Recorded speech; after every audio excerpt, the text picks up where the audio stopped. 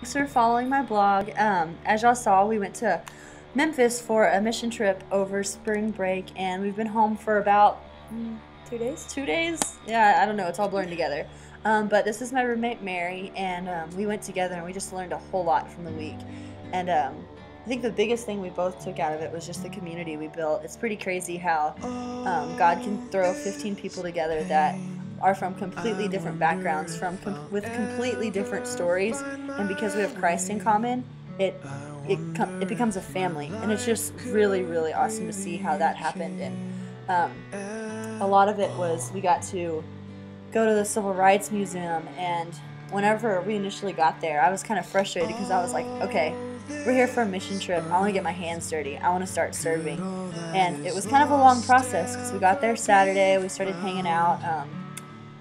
We went to bed late. We had a little late night worship, and that was awesome. And then the next day, we went to church, and then we went to the Civil Rights Museum. I'm like, okay, Monday, we're going to get to work. And then Monday came along. We woke up at 5:45 and we went to learn about Downline, which is a really cool discipleship program they've started in Memphis. And then I'm like, okay, God, when are we going to start serving? Because it's like Monday. I've been here for 2.5 days and I haven't done anything with my hands or my feet. I've just learned about the city. And then Monday afternoon happened. So, Mary, you want to talk about Monday afternoon? Monday afternoon, we got to hang out with MAM, which is Memphis Athletics Ministries. And so we got to play basketball, which we're volleyball players. But we're really good at basketball. So basically we're athletes because we're athletic at more than one sport, sort of. As in the 8-year-old basketball boys, we're totally denominating both of us. Dominating. We get that later. Yeah. Basically, they beat us up, but it was an awesome way to just serve and hang out with kids and just get ministered to them through love. And so basically, like every day, our group, like one person would do a devotional, another person would share their testimony, and it ended up being one devotional and like 2 to 3 testimonies a night. But it was so cool to see God work, and just these testimonies were phenomenal. So Monday night, I guess that was our second devotional and testimony night, and it was just so awesome. You could see the Lord at work already. Like, His handiwork was in every aspect of the trip, and it was so cool to see. And the reason why, like, we also had so many more testimonies and, like, how we built the community so much, like, quicker was based on, like, the vulnerability and, like, genuine attitudes we all had towards each other. It was awesome. I love our team. Memphis! Be a band. Quack. Go Ducks! Anyway, so Tuesday, we're taken to Zion Christian Cemetery, and we show up and we see this like huge overgrown yard. And when I say overgrown huge yard, it's like 17 acres of forest. Okay, over dramatic. 10 acres of forest, 7 acres of cleared land, and there's just these old tombstones everywhere, and we get told the history of it. And if you read some of the past posts, it's one of the oldest African American cemeteries in the country. People were buried from about 1890 to 1920s, 30s, and the last person to be buried there was in the 1970s. And whenever you first look at the cemetery, there's not much hope. Like, this place is really run down. We were told it was used for drug deals and for prostitution and just like terrible stuff going on there. Just really dark. But then you see the 7 acres cleared off, and then you start working. And me, Mary, and our boy Austin Hill, Disney. Oh yeah, you see that shirt, Austin?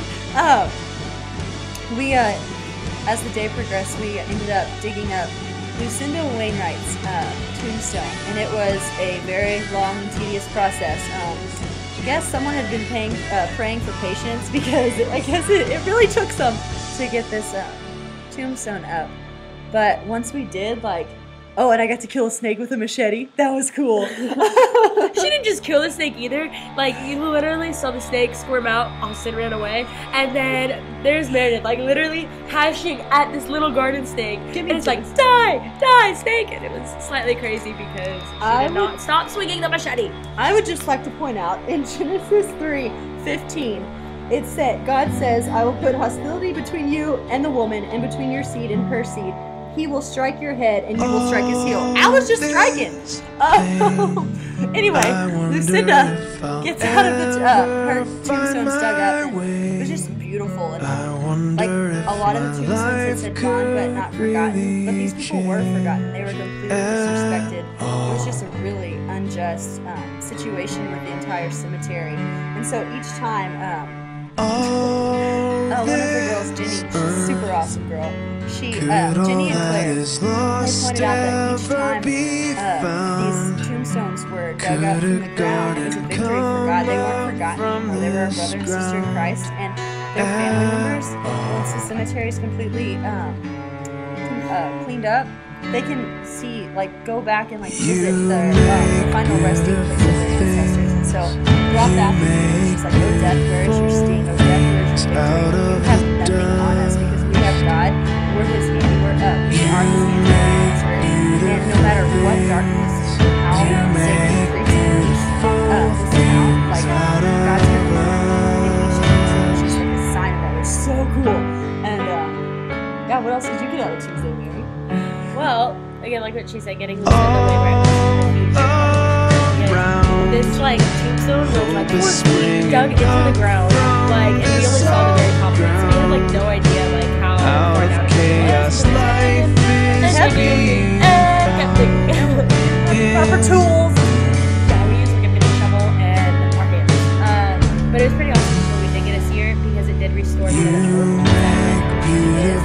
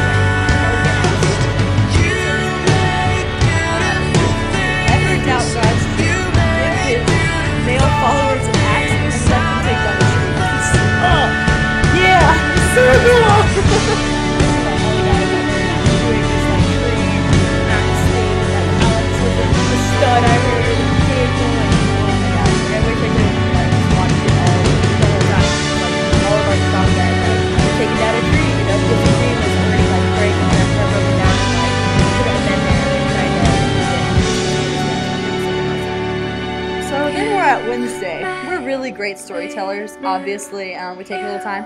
But Wednesday, our entire group went back to the cemetery and for at least an hour, and then we split up. And I ended up staying at the cemetery. I'm kind of like a bull in a china cabinet, and so I'm like, destroy, go forth and destroy. Yes, that was my attitude toward the cemetery. I was like, these trees, they're going to be gone. This brush is going to be gone. There's going to be no victory. But I think the coolest thing I learned from being in the cemetery for another 4 or 5 hours on Wednesday was another sign of hope. Like, it was hot. Saying it's really beautiful. It's really hot. But we were working around the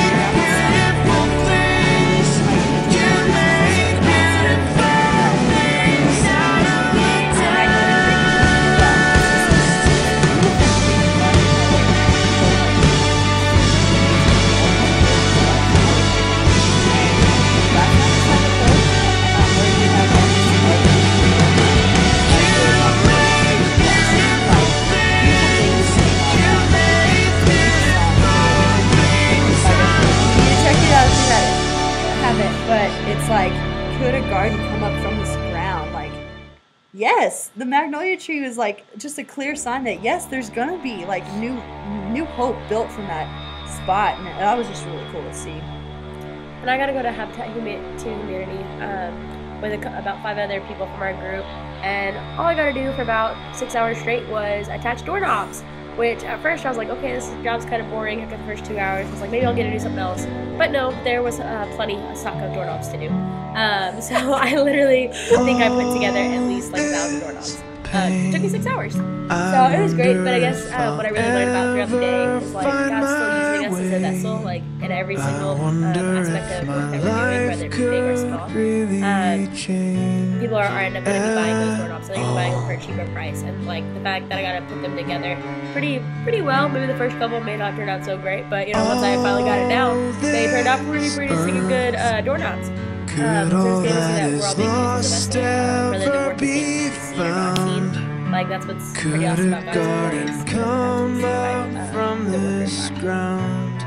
So we get to Thursday, and Thursday was our last work day because we were heading home Friday morning, and we ended up going to a church that was also kind of like a homeless shelter. They had a library that you could come in and access, and then they served lunches every day. And so we were also paired up with a group from Iowa, and they were paired up. So our group went around and reorganized from that. We cleaned up some of the utensils that were donated, I guess.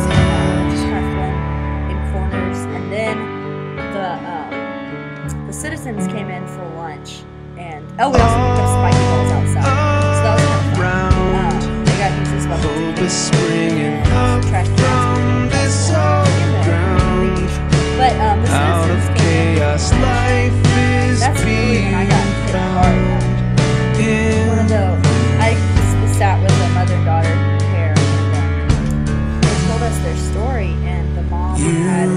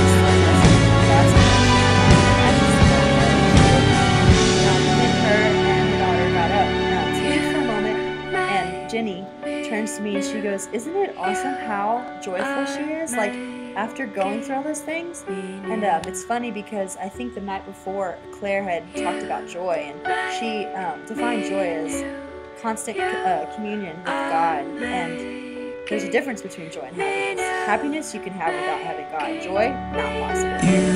And so it's all just strung together, and I was like, that is the perfect combination of the Spirit and joy. It was just so incredible to see this smile and this is such a blessing.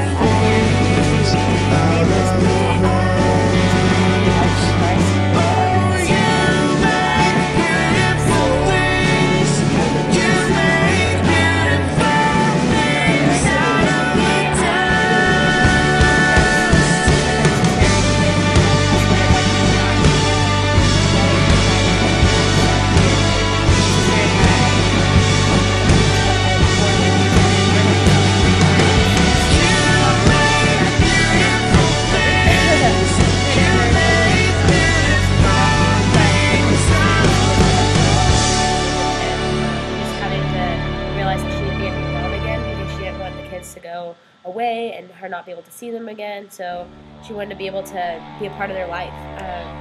And again, this was another huge thing where she was just like, I know what situation I'm in, and I believe that God gave me this so that because He knows I can handle it. The only thing is, this process sucks. And hearing her with her hope was incredible, because like Rin had said, like, this seemed like a desperate situation where people just want to give up, and she had so much faith in it. And I compare it to like trials in my life right now that seems so petty compared to like what I wonder are going through. And we had talked about this coming over here, that like there are trials for each person for a reason, but to see like the trials that people do have and like the hope that they have through it all is what really matters. It's like the hope that you continue to persist in is what's really going to make your trials go through rather than anything else. all the serving aspects of our trip. And then Thursday night, our group is stinking awesome. Like, it's possibly some of the coolest people I've ever met. But we just spent the night playing signs. I learned how to play signs, which is a pretty big deal because every time someone's trying to get me to play, I'm like, over my head. I just want to have fun while playing games. This is too much thinking.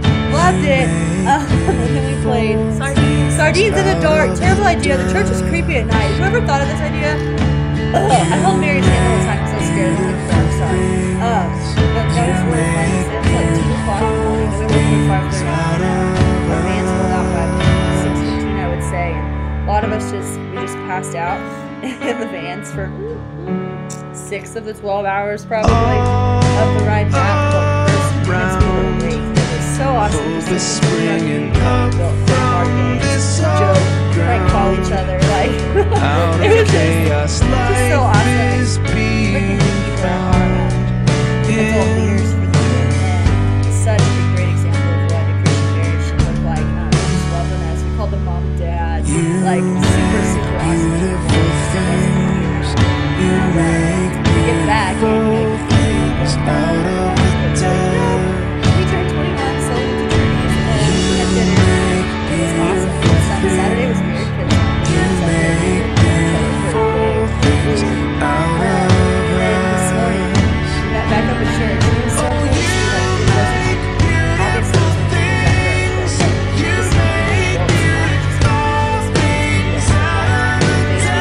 Facebook remember random moments and it was so cool.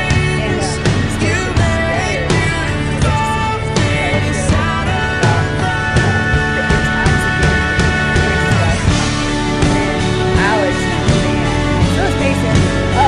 But we missed the I was like, this is so awesome. I don't know, I guess I'm going to start camp somewhere. And then we ended up doing the line dance class in front of the whole church. Little quack, quack, quack, quack, quack, quack, quack, quack, quack, quack, quack, quack. Go ducks! Yeah.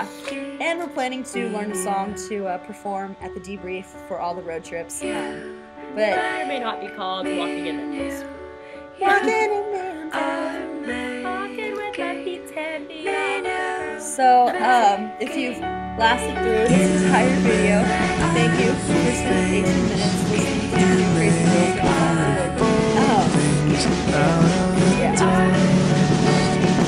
So, takeaway number 1, possibly the most hilarious moment on the trip. So Ninja explained to understand how to play the game. 2 players left in the game, Austin and John. I'll be Austin. They're fighting it out. John just slaps Austin gets slapped in the face by John. He just keeps playing. Face it all. It's like, what? And then, the final Austin, John, slap through the face. Hilarious crowd. Wow, people do that something that way.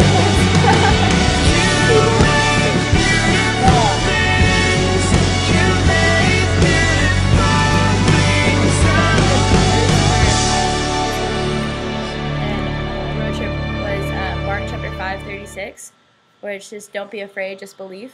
And I guess just don't be afraid of any situation that you're put in or through trials that you face, because as long as you have faith and that hope and believe that Christ is in it and He's always going to be with you through the whole process, you're going to get through it no matter what. Yeah, and the people in Memphis were just living testament to that. They weren't afraid of the trials that they'd already gone through. They weren't afraid of the ones that were to come. They might not have even known where they were going to be staying for the night or where their next meal came from. They just believed God would provide. And it was just so cool to see. So, yeah. I hope maybe something we've said has blessed you like the week blessed us. And God bless. Signing off. Bye.